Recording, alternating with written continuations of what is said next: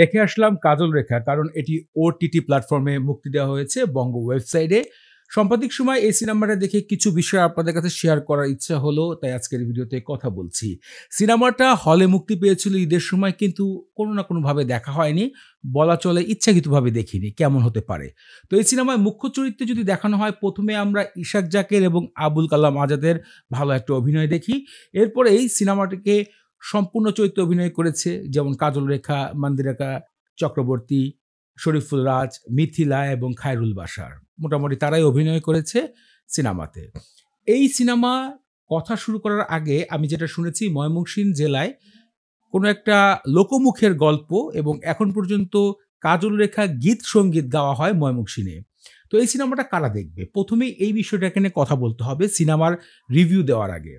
এই সিনেমাটা যেহেতু লোকমুখের কথা, এর মধ্যে কিছু কাল্পনিক বিষয় দেখা গিয়েছে, কিছু রূপকথার বিষয় দেখা গিয়েছে, তাই সবাই কিন্তু এই সিনেমাটা দেখে মজা পাবে না। এই সিনেমাটা কারা দেখবে, যেমন আমাদের বাসায় অনেকেই আছে, মেয়ে মানুষ রয়েছে, মুরব্বী রয়েছে, তারা ওই আলিফ লায়লা সিনেমা দেখেছে।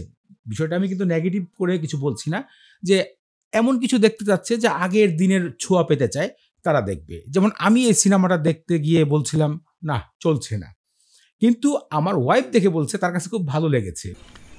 আমি আপনার কন্যারে পত্নী রূপে গ্রহণ করতে চাই।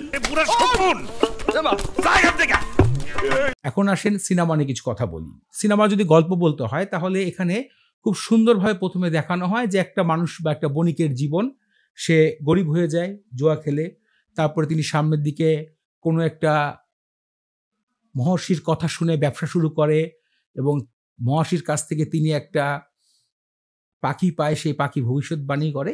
এই ধরনের একটা গল্প কাজল রেখায়।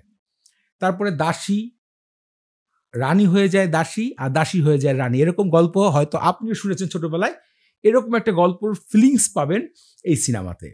সিনেমায় যেসব জায়গাকে তৈরি করা হয়েছে, মানে ৩০০ বছর আগে একটা গ্রাম তৈরি করা কিন্তু খানিকটা কথা নয়।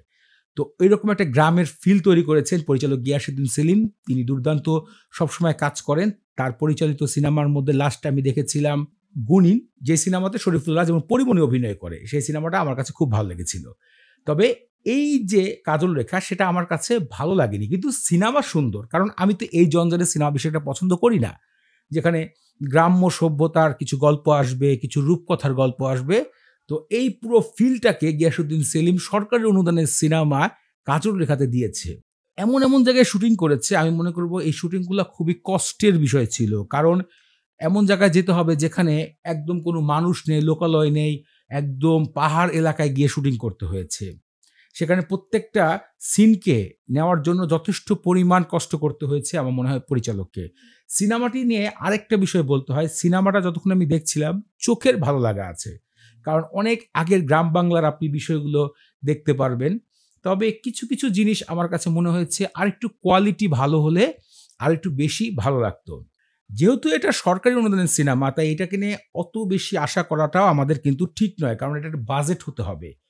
তবে আমি একটা কথা বলতে চাই যে সরকারি অনুদানে যে কিছু সিনেমা তৈরি করা হয়, একদিকে সিনেমাগুলো হয় বাজে, বিশ্রী, কিন্তু গিয়াসউদ্দিন সেলিম যেসব সিনেমাগুলো সরকারি অনুদানে করে থাকে, বা কিছু পরিচালক রয়েছে যারা সরকারি অনুদান টাকা দিয়ে ভালো সিনেমা দর্শকদেরকে উপহার দিতে পারে। এখন আমার রেটিংয়ে এই সিনেমাটা আমি কত দিতে চাই, আমার রেটিংয়ে আমি এটাকে কোনো পয়েন্ট দিতে পারছি না, কারণ আমার কাছে তো এই সিনেমাটা মুগ্ধতা প্রকাশ করেনি। কিন্তু আমার ওয়াইফ যখন দেখলো সিনেমাটি এবং আমার বাসা আর কয়েকজন দেখলো, তারা এই সিনেমাটা দেখে বললো খুব খুব ভালো। তাই আমি বললাম কত হতে পারে রেটিং, তো ওরা বললো ১০-এর মধ্যে ৭। তো এরকম একটা অ্যাভারেজে রেটিং পেয়ে আমি ১০-এ ৬ দিতে পারি এই সিনেমাটি। এই সিনেমাটি বঙ্গ ওটিটি প্ল্যাটফর্মে উপলব্ধি রয়েছে, আপনারা এখানে সাবস্ক্রিপশন কিনে সিনেমাটি দেখে আসতে পারেন, আমার মনে হয় ভালো লাগবে। আর ব্যক্তিগতভাবে যদি আমি রেটিং দিই, তো ১০-এর মধ্যে আমি ৪ দিতে পারি কাজল রেখা সিনেমাটি।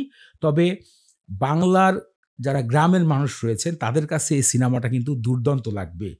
আর আপনার ফ্যামিলিতে যদি কোনো বয়স্ক মানুষ থাকে যারা রূপকথার গল্পকে ভালোবাসে বা বলে থাকে, তারা এই সিনেমাটা দেখে আসলেই পছন্দ করবে। তো ফ্রেন্ডস, এই তো ছিল কাজল রেখা সম্বন্ধে আমার ছোট্ট কিছু মন্তব্য আপনাদের কাছে শেয়ার করলাম।